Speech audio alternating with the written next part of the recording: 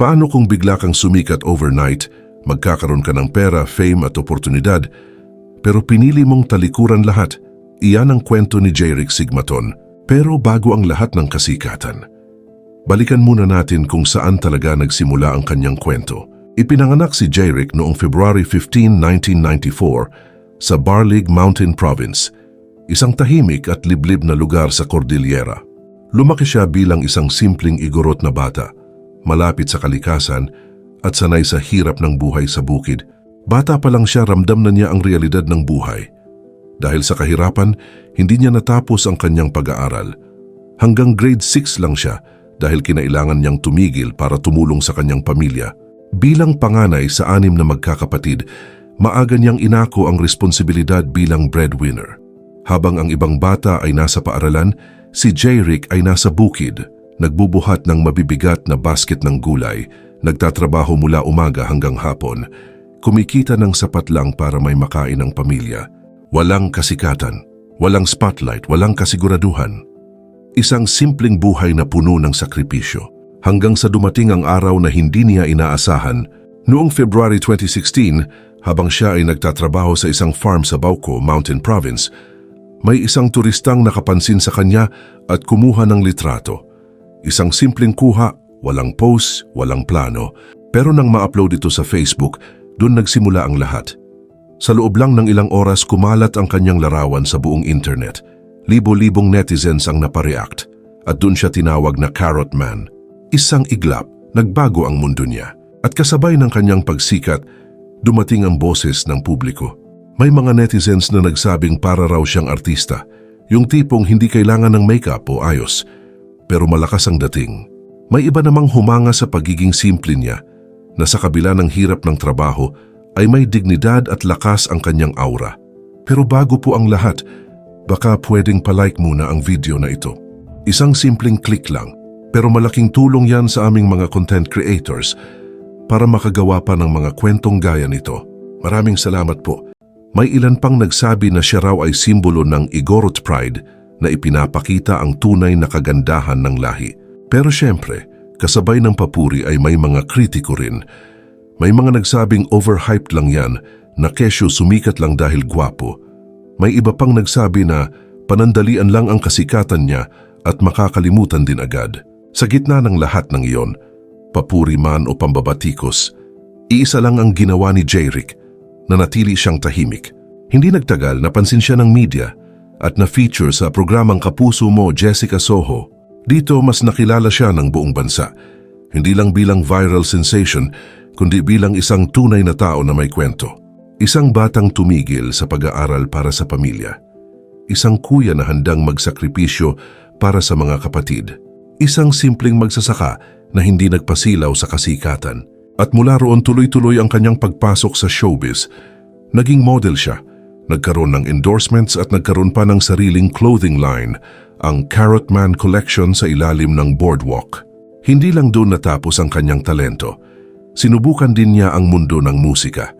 Naging bahagi siya ng P-pop group kung saan siya ay kumanta at nag-perform sa iba't ibang events kahit sa Hong Kong. Sa puntong iyon, maraming netizens ang nagsimulang magbago ang pananaw sa kanya. May mga nagsabing, akala ko gwapo lang siya pero talented din pala. May iba namang nagsabi, hindi siya typical na viral star, may direksyon siya. Pero kasabay ng mga oportunidad, dumating din ang mga tukso ng showbiz. May alok ng mabilis na pera. May pressure na baguhin ang kanyang imahe. May mga proyekto na hindi tugma sa kanyang prinsipyo. May lifestyle na puno ng luho, parties at atensyon. At ang pinakamalakas na tukso, ang manatili sa kasikatan kahit kapalit ay ang kanyang katahimikan. Para sa karamihan, mahirap tanggihan ang ganitong buhay. Pero para kay Jerick, hindi iyon ang tunay na tagumpay. Pinili niyang manatiling totoo sa kanyang sarili. Hindi niya hinayaan na baguhin siya ng kasikatan. Hindi niya iniwan ang kanyang identity bilang igorot. At higit sa lahat, hindi niya iniwan ang kanyang pamilya. Sa halip na ubusin ang kanyang kinita sa luho, ginamit niya ito sa mas mahalagang bagay. Pinag-aral niya ang kanyang mga kapatid, pinagsikapan niyang mapagtapos sila, at unti-unti, isa-isa niyang natupad ang kanyang responsibilidad bilang kuya. Dito lalong napahanga ang mga tao. May mga netizens na nagsabing, Hindi lang siya sumikat, may ginawa pa siyang tama. May iba pang nagsabi, iba siya, hindi siya nagpadala sa fame. Ayon sa mga ulat, ilan sa kanyang mga kapatid ay nakapagtapos na, kabilang ang isa na kumuha ng kursong criminology. Para kay Jeric, yun ang tunay na panalo. Hindi award, hindi fame, kundi ang makitang nakagraduate ang kanyang mga kapatid. At kahit sa panahon ngayon, kung saan halos lahat ay gustong maging influencer o vlogger, iba pa rin ang kanyang pinili.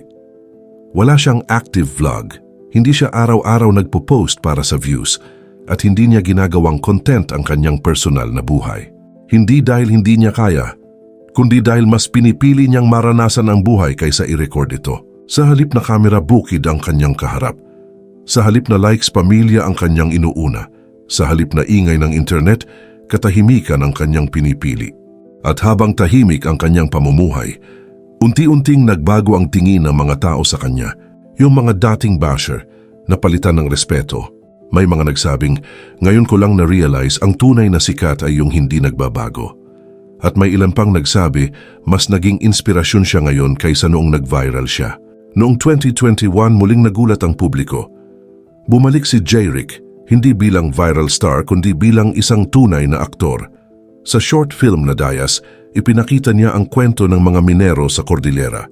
At dahil sa kanyang husay, nanalo siya ng Best Actor sa International Film Festival Manhattan sa New York. Mula sa bukid hanggang international stage. At muli umingay ang social media pero ngayon iba na ang tono. Hindi na basta paghanga sa itsura, kundi respeto sa kanyang buong pagkatao. May mga nagsabing ito yung tunay na success story. At may iba pang nagsabi hindi siya nagbago pero umangat siya at iyon ang tunay na panalo. Pero sa kabila ng lahat ng ito, pinili pa rin niya ang katahimikan. Sa halip na manatili sa spotlight, binalikan niya ang kanyang probinsya sa Barlig at doon mas pinili niyang mamuhay ng simple, kasama ang pamilya malapit sa kalikasan. Ngayon siya ay isang entrepreneur, farm manager at cultural ambassador. Walang ingay, walang drama, walang pakitang tao pero puno ng kahulugan ang kanyang buhay. At marahil, iyon ang tunay na dahilan kung bakit mas lalo siyang hinahangaan. Dahil sa mundong puno ng tukso, ingay at opinyon, pinili niyang manatiling totoo. Sa kwento ni Jeric Sigmaton, makikita natin na ang tunay na tagumpay ay hindi nasusukat sa dami ng views, kundi sa kung paano mo pinili ang buhay na may saysay. At sa huli, mapapatanong ka rin, pipiliin mo ba ang kasikatan o ang kapayapaan? Dahil minsan ang tunay na lakas ay ang kakayahang piliin ng pamilya kaysa sa lahat. At iyan ang kwento ng isang lalaking hindi lang sumikat, kundi naging dahilan ng tagumpay ng kanyang pamilya at nanatiling totoo